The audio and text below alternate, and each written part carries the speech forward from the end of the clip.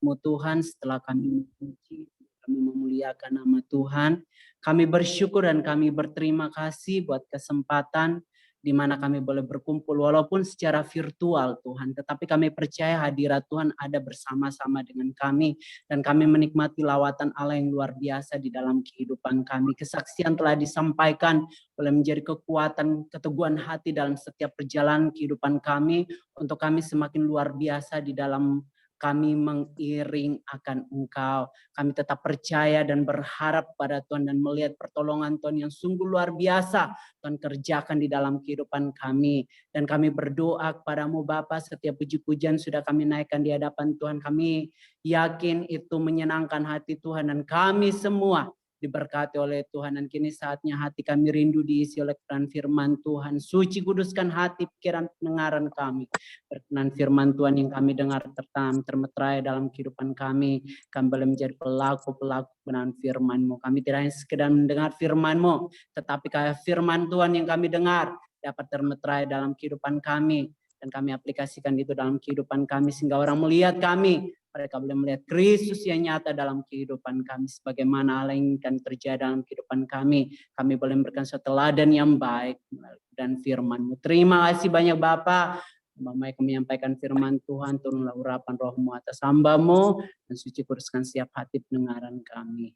Kami sambut kebenaran firman-Mu di dalam nama Yesus. Haleluya. Amin. Amin. Baik, puji Tuhan.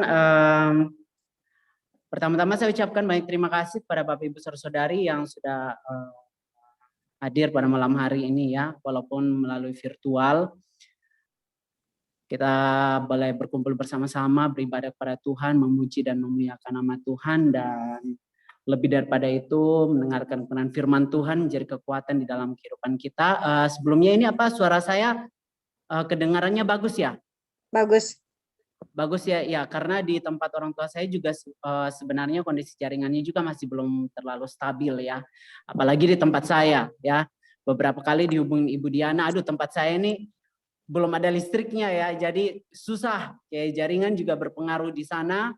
Dan saya harus ke tempat ini ada di tempat orang tua ya, di tempat orang tua juga sekarang kondisi jaringan awalnya tidak terlalu bagus, tapi puji Tuhan malam hari ini cukup bagus ya, saya pikir. Dan saya punya kesempatan untuk menyampaikan kebenaran firman Tuhan bagi kita semua. Kita akan sama-sama belajar kebenaran firman Tuhan di dalam Ibrani pasal yang kelima, ayat yang ke-12 sampai ayat yang ke-14. Ibrani pasal yang kelima ayat yang ke-12 sampai ayat yang ke-14, di sana dikatakan, sebab sekalipun kamu ditinjau dari sudut waktu, sudah seharusnya menjadi pengajar. Kamu masih perlu lagi diajarkan asas-asas pokok dari pernyataan Allah, dan kamu masih memerlukan susu, bukan makanan keras. Sebab barang siapa masih memerlukan susu, ia tidak memahami ajaran tentang kebenaran, sebab ia adalah anak kecil. Tetapi makanan keras adalah untuk orang dewasa yang mempunyai panca indera yang terlatih untuk membedakan yang baik daripada yang jahat. Bapak Ibu saudari yang saya kasih di dalam kasih Tuhan Yesus Kristus, tema kebenaran firman Tuhan kita pada malam hari ini ialah go to the next level atau beranjak ke level berikutnya.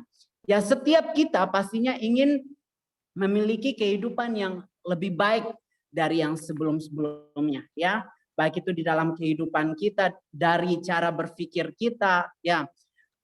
Di dalam pekerjaan, usaha, di dalam segala hal, intinya kita pastinya ingin kehidupan yang maksimal, kehidupan yang luar biasa, yang lebih dari sebelumnya.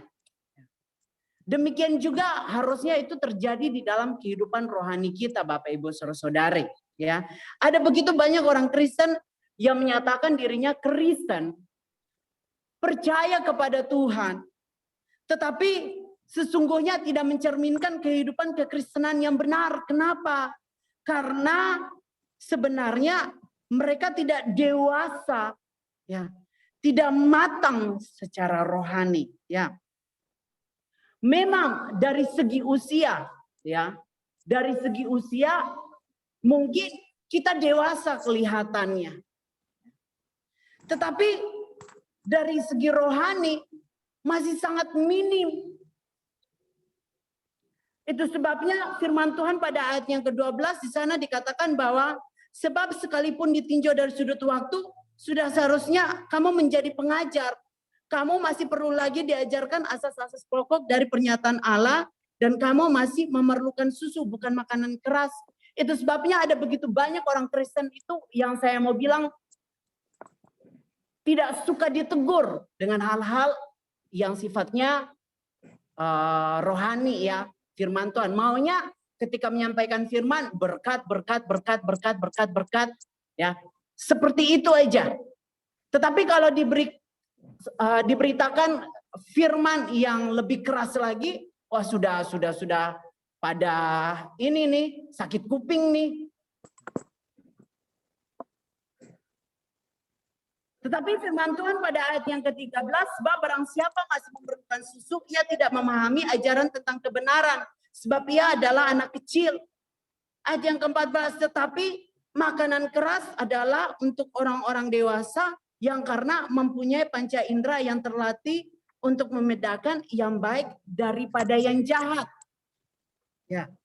Jadi orang dewasa ya secara rohani itu dia memiliki panca indera yang terlatih, ya. Sehingga dia dapat membedakan mana yang baik daripada yang jahat. Ya, kalau saya mau sederhanakan artinya begini.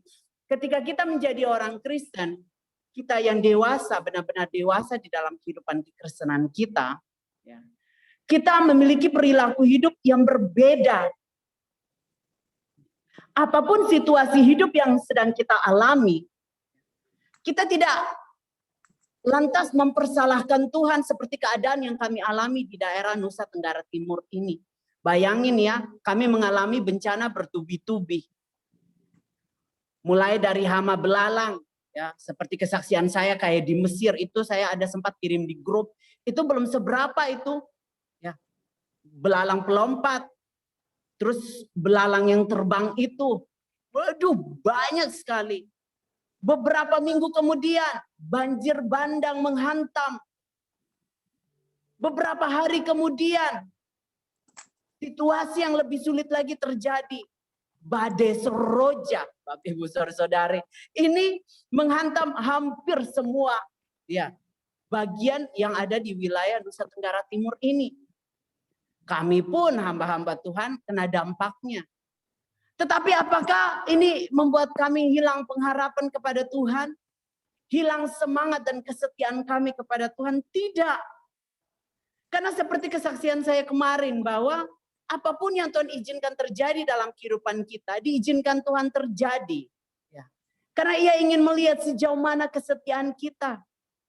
Dan saya selalu katakan kepada jemaat saya, semua hal yang terjadi dalam kehidupan kita saat ini adalah proses pendewasaan. Pendewasaan rohani kita. Sehingga rohani kita itu terlatih.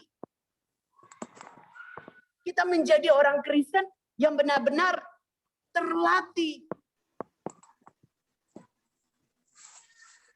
Sehingga kita dapat menjadi teladan dari cara hidup kita, Bapak Ibu Saudara-saudari. Sehingga ketika mungkin kita dihantam sakit penyakit atau hal-hal yang kita tidak inginkan secara manusiawi, setidaknya di sini kita tidak mempersalahkan Tuhan. Kenapa saya harus seperti ini Tuhan? Tetapi kita boleh melihat segala sesuatu yang terjadi dalam kehidupan kita ini ada dalam kendalinya Tuhan. Mungkin memang Tuhan izinkan itu terjadi, ya. Karena Tuhan ingin melihat sejauh mana kesetiaan kita. Dan ada banyak hal yang mungkin mau Tuhan kerjakan di dalam kehidupan kita. Itu menjadi satu kesaksian hidup di dalam perjalanan kehidupan kita. Orang-orang yang percaya kepada Tuhan. Bapak Ibu saudara-saudari yang saya kasih dalam kasih Tuhan Yesus Kristus. Pada ayat yang ke-12 di sana, sebab sekalipun kamu ditinjau dari sudut waktu, sudah seharusnya menjadi pengajar. Saya tidak tahu. Bapak Ibu saudara-saudari yang ada di sini sudah berapa lama menjadi orang Kristen? Dan saya juga tidak bisa mengukur sejauh mana tingkat rohani Bapak Ibu saudara-saudari. Yang tahu itu ya Bapak Ibu saudara-saudari sendiri. Karena Firman Tuhan katakan dari sudut waktu harusnya menjadi pengajar. Artinya kita dapat memberikan suatu teladan di dalam kehidupan kita. Jadi setiap proses hidup yang kita alami dalam kehidupan kita itu mengajari bahwa hidup kita itu ada di dalam kendalinya Tuhan. Dan kita bergantung hidup sepenuhnya hanya kepada Tuhan.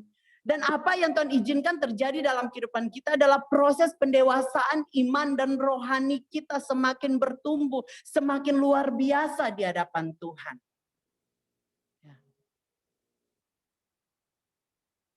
Saya tadi waktu saya lihat slide per slide ya, kayaknya yang paling muda di sini usianya saya ya, Bapak Ibu Saudara-saudari. Ya, rasanya semua usia Bapak Ibu Saudara ini seusia orang tua saya. Ya. Tetapi apakah itu membuat saya harus bersikap seperti, oh ya, saya kan usianya begini nih, mereka orang-orang dewasa. Dan bagaimana caranya saya menyikapi Bapak Ibu Saudara-saudari? Ya sebagai hamba Tuhan, ya demikianlah saya menyikapi Bapak Ibu Saudara-saudari. Saya menyampaikan kebenaran. Terlepas dari berapa usia saya. Ya. Sebagaimana yang dialami oleh Timotius, kalau kita belajar di dalam 1 Timotius 4 ayat yang ke-12, di sana dikatakan, janganlah seorang pun menganggap engkau rendah karena engkau muda, tetapi jadilah teladan. Jadi teladan ini di dalam segala hal, di dalam tingkah laku, di dalam kesetiaan, ya. Ada nilai-nilai di dalam kesucian, ya. Ada nilai-nilai rohani yang kita tonjolkan di dalam kehidupan kita. Jadi walaupun kita harus berhadapan dengan orang-orang yang dewasa, tidak lantas membuat kita merasa, wah kita ini masih mudah nih, mereka orang-orang dewasa. Tetapi kalau berbicara dari kebenaran firman Tuhan, siapapun kita yang telah menjadi Kristen, seharusnya kita yang percaya kepada Tuhan, kita yang tahu kebenaran, ya kita harus menjadi teladan, terlepas dari seberapa usia kita. Nah, Bapak Ibu Saudari, Timotius ini adalah seorang muda. Dia pengerja dari Rasul Paulus. Dia diperintahkan oleh Rasul Paulus, kamu ke Kreta deh, kamu ke sana, kamu melayani. Jemaat-jemaat yang ada di Kreta ini jemaat orang-orang tua ya, kalau mau dipelajari sebenarnya ya. Dan ada banyak hal terjadi di Kreta sana. Tetapi pesan Rasul Paulus, dengan usia muda kamu, janganlah membuat mereka menganggap engkau rendah, tetapi engkau menjadi teladan. Cara hidupmu, perilakumu, baik dalam kasih, dalam kesetiaan, dalam kesucianmu. Sehingga engkau dapat memberikan suatu keteladanan yang baik. Dan itu yang dilakukan oleh Timotius ketika dia berada di Kreta melayani jemaat-jemaat Tuhan yang ada di sana. Bapak Ibu saudara-saudari yang saya kasih dalam kasih Tuhan Yesus Kristus, saya ini anak gembala. Bapak mama saya pendeta, ya. Ketika saya menjadi hamba Tuhan, saya kembali ke tempat pelayan orang tua, ya. Saya diberikan kesempatan untuk melayani Tuhan. Awalnya saya merasa, aduh, canggung. Ini orang-orang yang membesarkan saya. Aduh, bagaimana ya?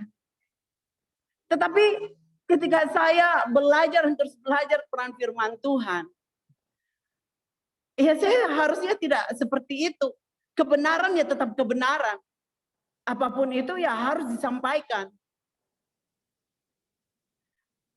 Dan Bapak Ibu saudara-saudari, kalau di organisasi gereja kami biasanya itu turun-temurun ya, dari bapak biasanya pelayanan jatuh pada ibunya, kalau ibunya tidak mengembala dikasih ke anaknya kayak gitu. Nah, tapi kalau saya tidak, saya punya pengembalanya sendiri. Dan saat itu Tuhan bawa saya di satu daerah kafir kafir ini adalah daerah kepercayaan animisme ya. Ya. Jadi ada penyembahan berhala. Di sana ada begitu banyak orang-orang tua. Saya datang, ya. Saya datang ke sana. Saya berbaur dengan mereka. Ya. Saya itu dianggap enteng awalnya. Tetapi saya tetap menjadi diri saya. Saya tunjukkan kebenaran. Dan saya lakukan apa yang harus saya lakukan. Suatu keteladanan. Dan Bapak Ibu Saudara-saudari tahu, akhirnya satu persatu mereka jadi punya rasa simpati. Simpatinya bukan kepada saya, ya, karena saya tahu saya cuma alat, ya, teladan untuk membawa suatu kebenaran. Karena waktu itu mereka pikir, siapa sih? Orang juga masih sangat muda waktu itu kalau saya mau bilang. Ini orang-orang tua. Dan jemaat yang saya layani ini mayoritas orang tua semua, Bapak Ibu Saudara-saudari. Tetapi yang paling penting dari sini ialah sikap, perilaku, cara hidup yang benar sesuai kebenaran firman Tuhan. Itu yang harus kita tunjukkan di dalam kehidupan kita. Sehingga ketika orang melihat kita itu, mereka melihat Kristus yang nyata di dalam kehidupan kita. Tetapi sayangnya kalau saya lihat ya dari cerita dan pengalaman demi pengalaman teman-teman saya yang lain. Ada begitu banyak ya jemaat yang mereka layani, orang-orang percaya. Aduh, yang ngatur-ngatur pendetanya dan lain sebagainya ini itu. Maunya yang begini-begini saja, maunya yang enak-enak saja. Mohon maaf Bapak Ibu Saudara-saudari. Ya, saya berbicara atas dasar kebenaran. Ini firman Tuhan.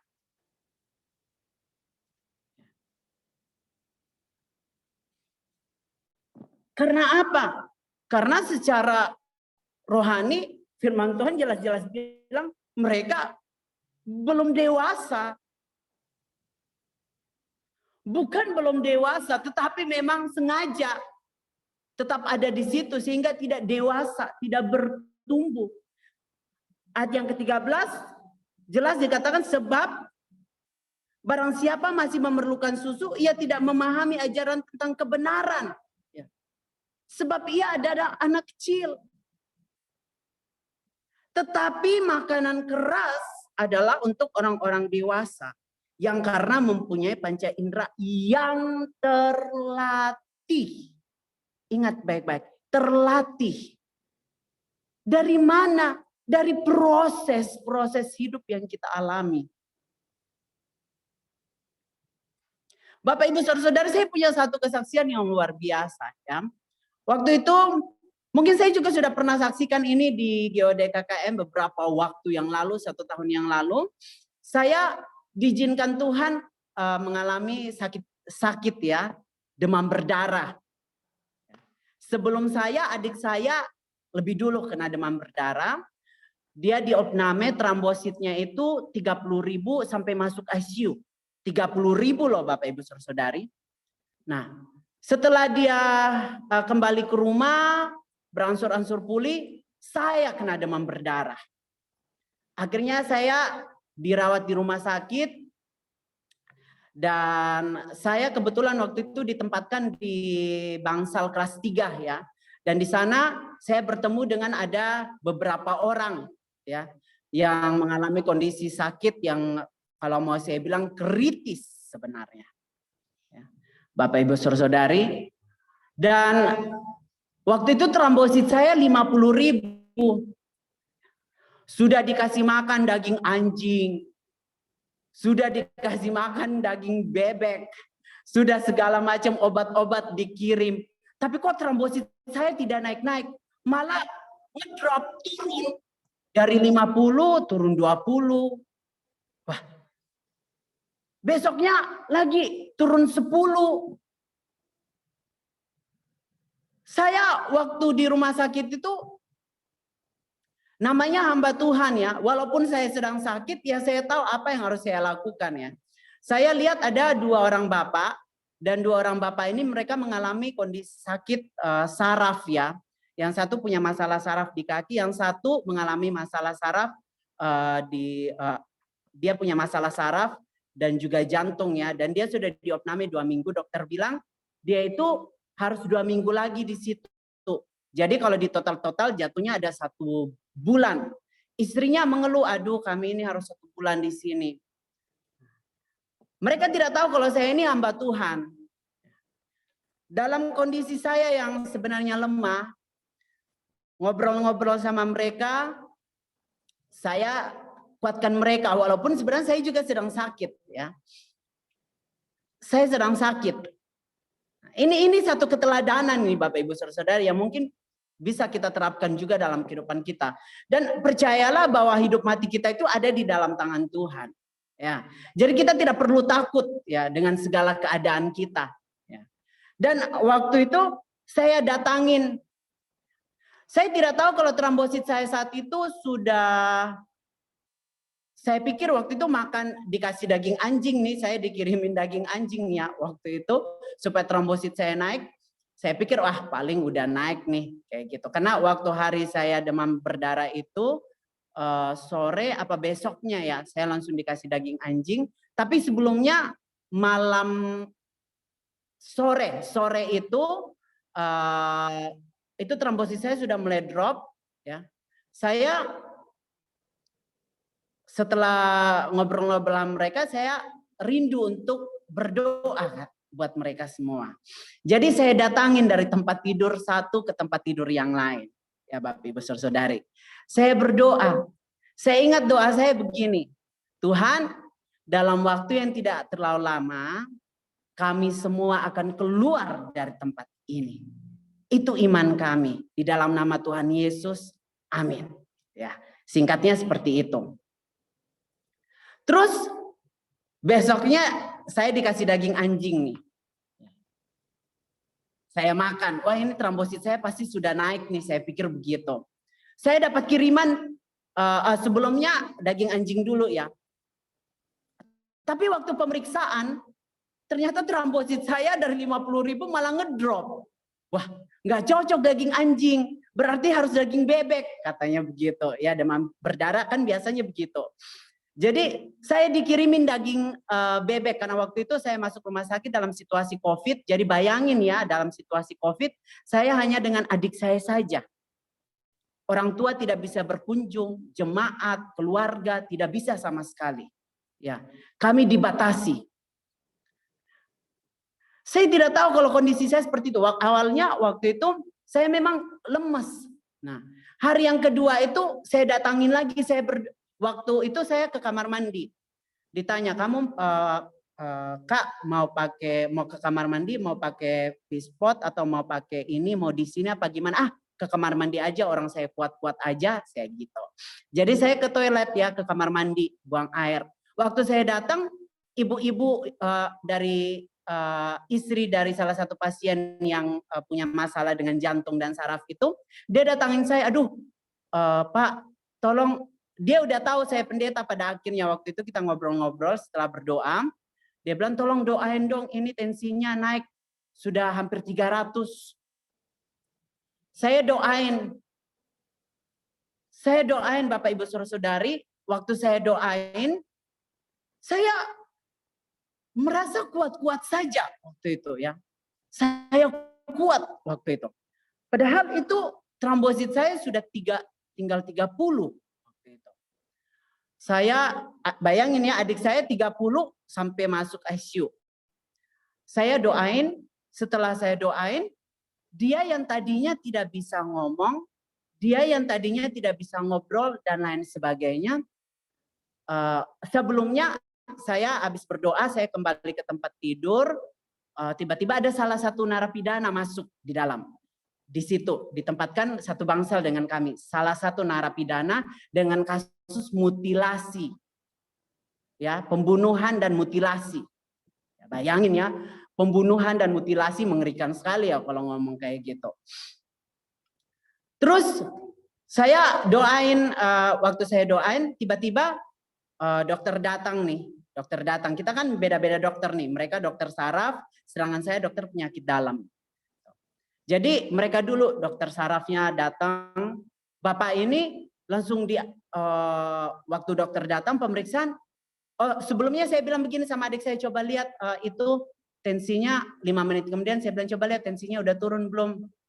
Terus adik saya bilang, oh sudah Kak, dari hampir 300 itu sudah hampir normal katanya gitu. Sudah turun 100, sekitar 180 ya kalau saya tidak salah waktu itu. Nah, intinya mendekati normal dan tidak terlalu tinggi. Ya puji Tuhan saya bilang. Dan setelah itu dokter saraf datang, periksa, dokter saraf bilang, oh ini udah boleh pulang nih. Udah aman nih, periksa-periksa, oh udah boleh pulang nih, aman nih. Kata dia gitu. Dan akhirnya dia ajak ngobrol, cerita, ngobrol kami. Gitu ya. Wah saya dalam hati saya juga pasti pulang nih. Ya Tuhan nyatakan mujizat nih sama kami satu bangsal ini. Gitu. Jadi mereka kemas-kemas mau pulang. Bapak yang satu yang punya masalah saraf dengan kakinya juga kemas-kemas mau pulang.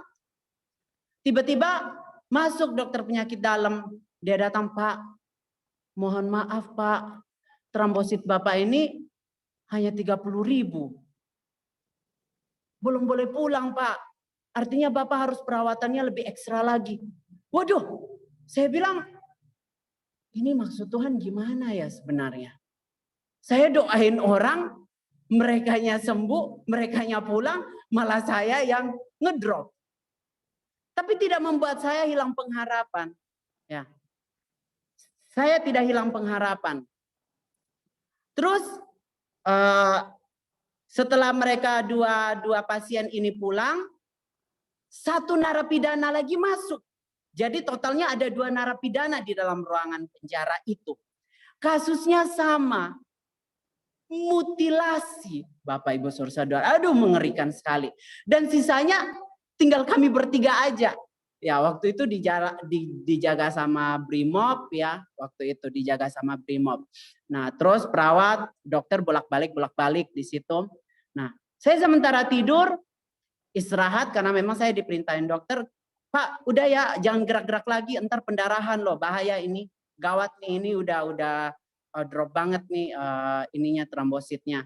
Oke, saya gitu. Jadi saya tidur gitu.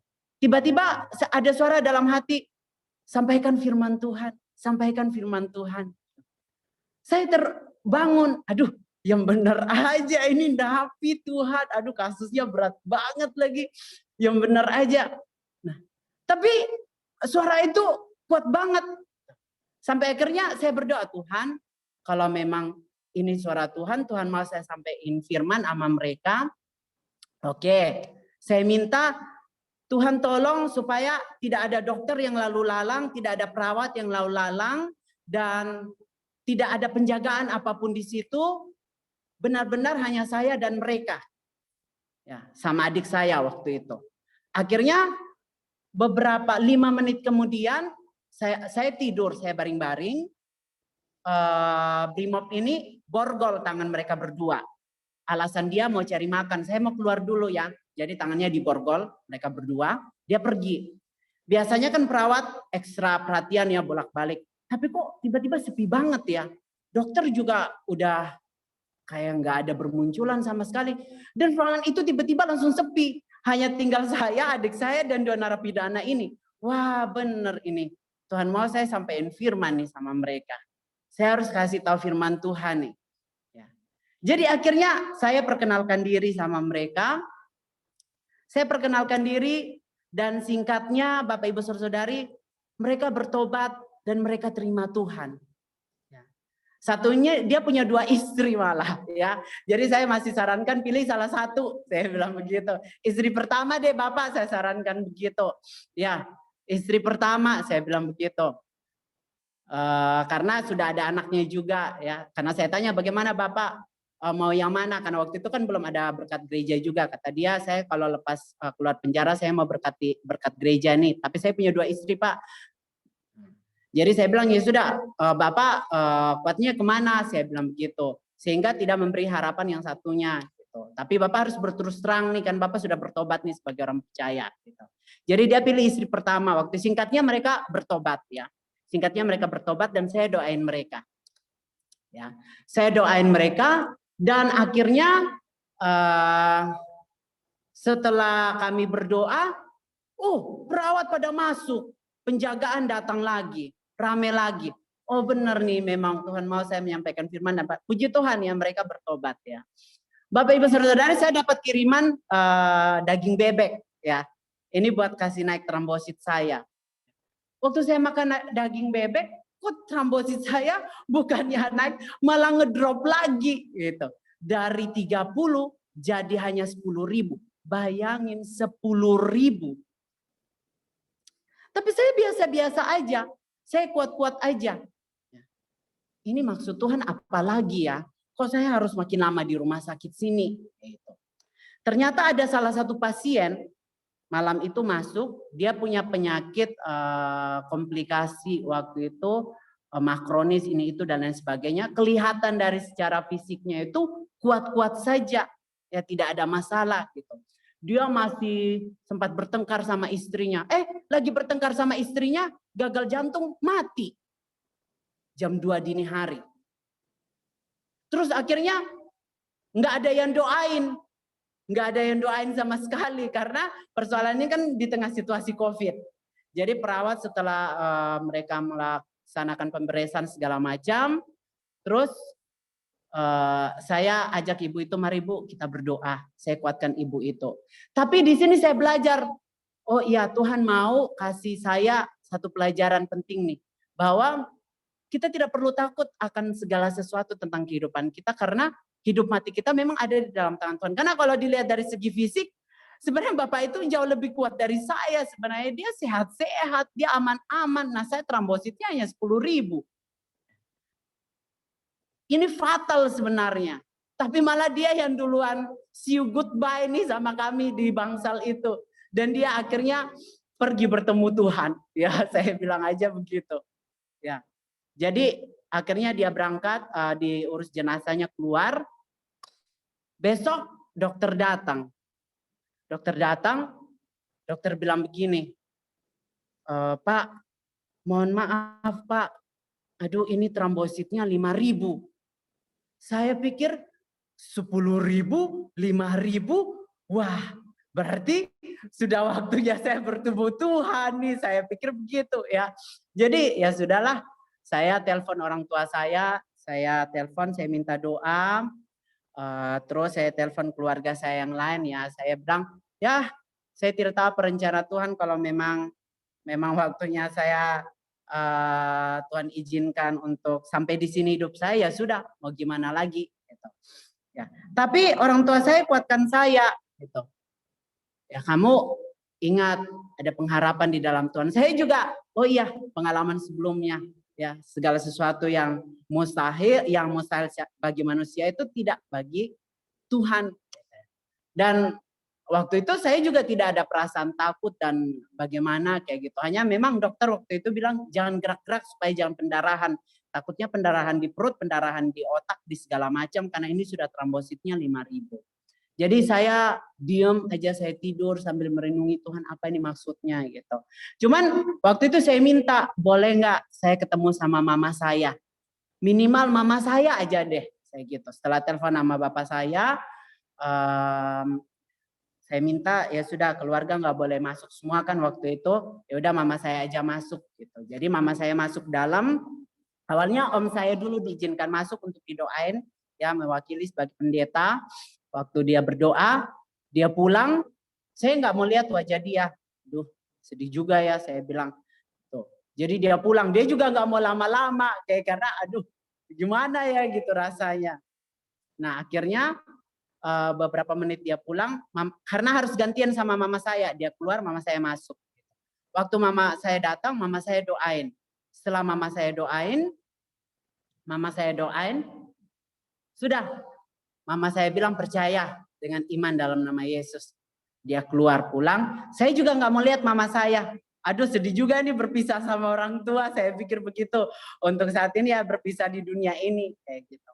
Ya, jadi saya nggak melihat mama saya gitu. Kaki saya udah dingin, ya hangatnya itu tinggal di pinggang ke atas aja.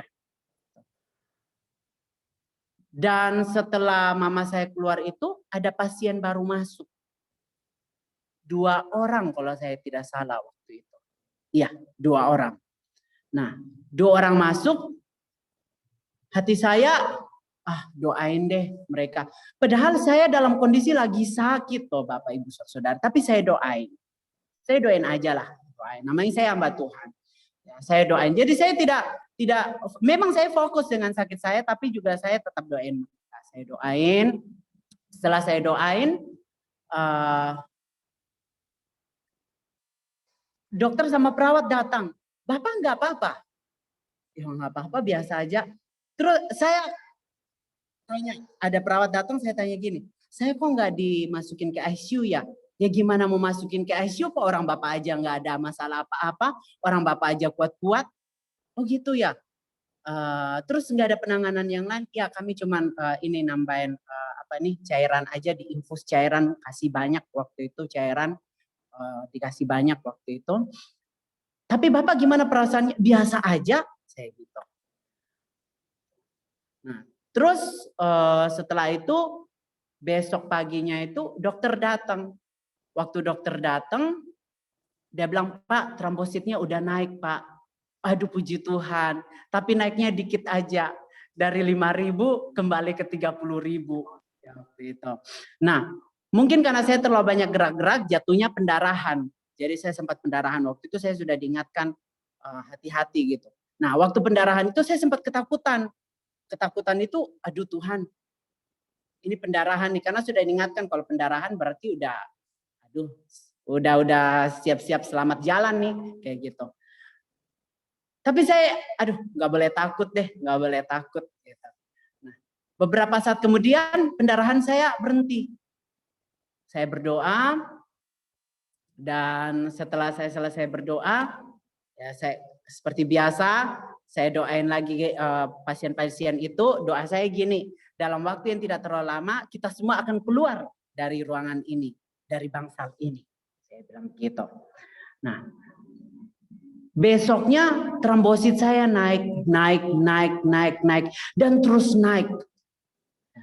Akhirnya biasanya kan kalau rumah sakit itu trombositnya harus 100.000 dulu baru boleh keluar.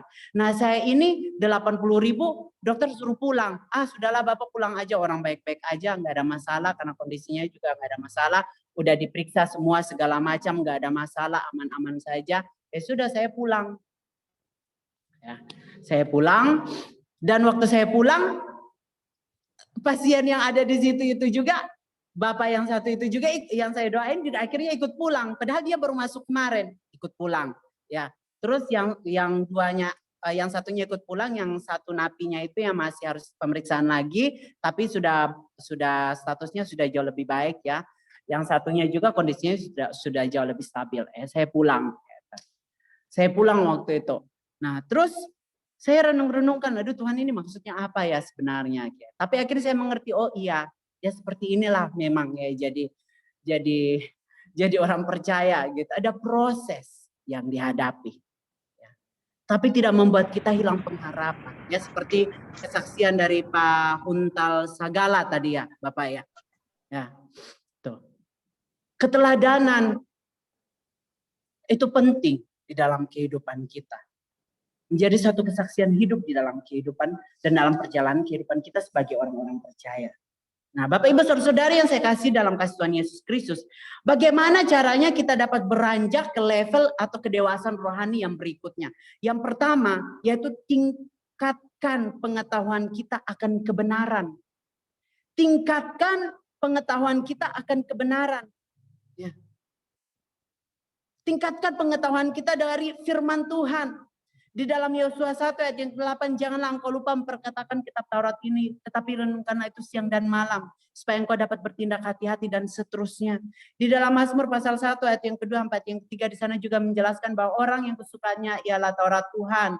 Ya, dia seumpama pohon yang ditanam di tepi aliran air. Ya, yang merambatkan akarnya sampai. Ya. ke ujung-ujung ya.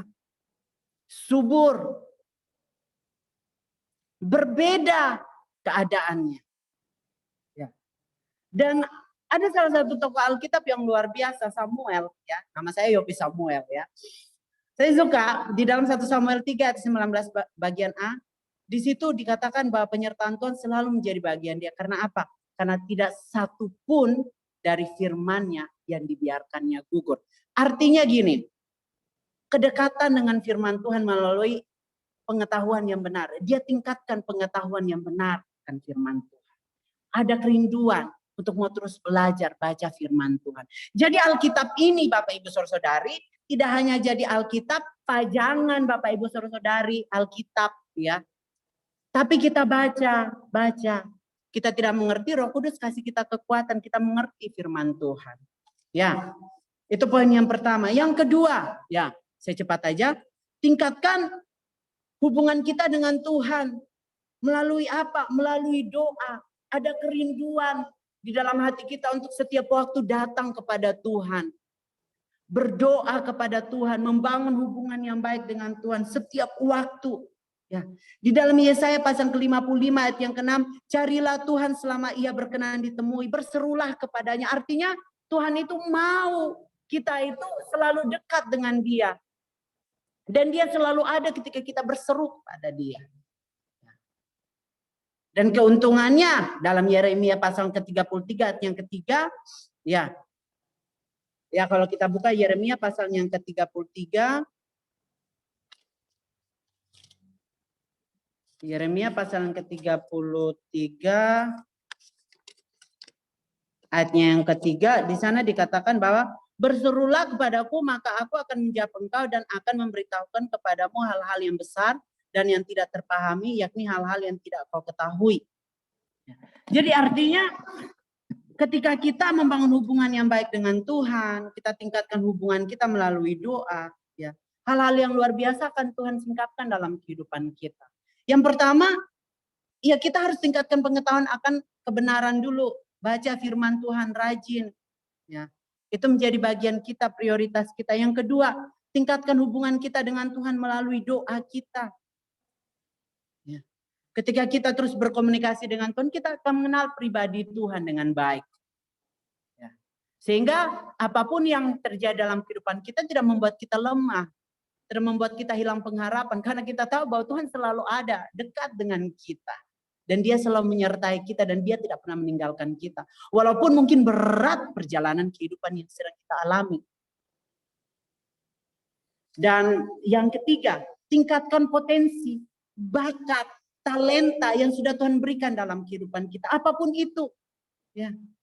Ketika diberikan tanggung jawab, kerjakan. Tanggung jawab pelayanan apalagi. Jangan beralasan, oh saya lagi begini-begini, prioritasnya lebih ke yang lain daripada hal-hal rohani. Seperti 5 talenta, 2 talenta, 1 talenta dalam Matius pasalnya yang ke-25 ayat yang 14 sampai ayat yang 30. Ya. Orang dengan kedewasaan rohani yang matang adalah orang yang memiliki integritas, ya. Nilai-nilai karakter yang tidak dapat digoyahkan, ya. Karena ada prinsip-prinsip kekristenan yang nyata di dalam kehidupan. Pengalaman-pengalaman luar biasa itu menjadi suatu kesaksian. Sehingga keadaan yang terjadi dalam kehidupannya tidak membuat dia mundur, goyah, hilang pengharapan. Tapi dia semakin dekat dengan Tuhan. Karena dia tahu bahwa Tuhan tidak akan pernah meninggalkan dia. Jadi mari Bapak Ibu Saudari, ya, jangan kehidupan duniawi kita aja ya dalam sisi pekerjaan, ya, usaha dan lain sebagainya yang perlu kita tingkatkan ya ke level-level selanjutnya. Tetapi rohani kita juga harus kita tingkatkan melalui firman Tuhan, melalui doa kita. Ya, firman Tuhan pada poin yang ketiga, tingkatkan potensi. Ya. Ketika kita dipercayakan Tuhan hal yang kecil, Tuhan akan percayakan kepercayaan yang lebih besar lagi kepada kita. Dan itu harus kita kerjakan.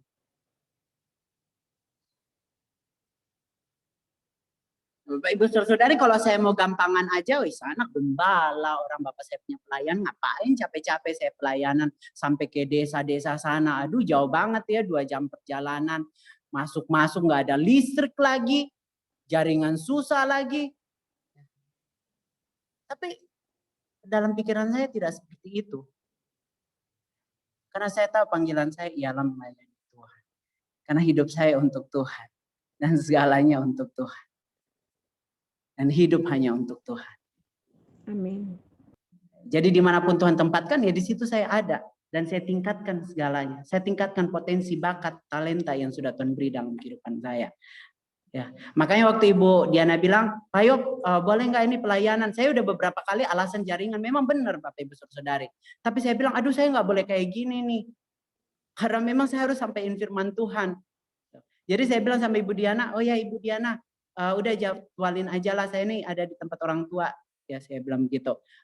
Jaringan memang tidak stabil, ya kita doain aja jaringan stabil sehingga pemberitaan firman Tuhan berjalan dengan baik. Dan puji Tuhan malam hari ini saya bisa menyampaikan firman Tuhan kepada Bapak Ibu Saudari semua. Tuhan Yesus memberkati ya Bapak Ibu Saudari. Mari kita terus beranjak level berikutnya ya. Level berikutnya dalam pengertian level rohani kita semakin meningkat di hadapan Tuhan ya. Sehingga kita boleh menjadi satu teladan di dalam perjalanan kehidupan kita. Apapun yang kita alami, jangan cepat putus asa. Jangan hilang pengharapan. Percayalah bahwa segala sesuatu Tuhan izinkan terjadi dalam kehidupan kita, ada maksud dan rencana Tuhan yang terbaik bagi kita pastinya. Saya serahkan pada Ibu Diana. Puji